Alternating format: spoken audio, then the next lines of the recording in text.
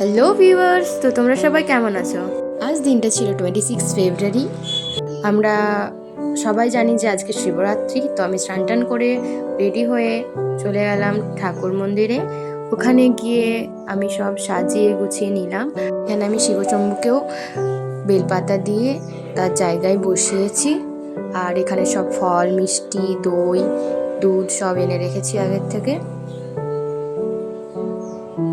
তো তারপরে দেখিনি আমি পুজো করার পর আমার মহাদেবকে কত সুন্দর দেখতে লাগছে।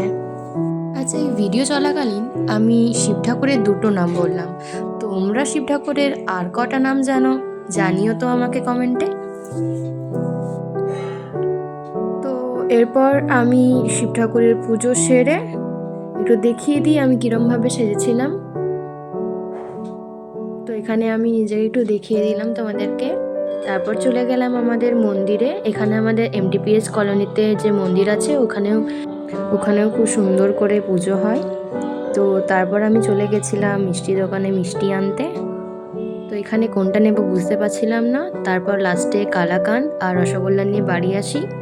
তারপর এসেই দেখি মা এখানে লুচি, সবজি আর মিষ্টি দিয়েছে। এরকম ভিডিও পাওয়ার জন্য লাইক, শেয়ার, সাবস্ক্রাইব।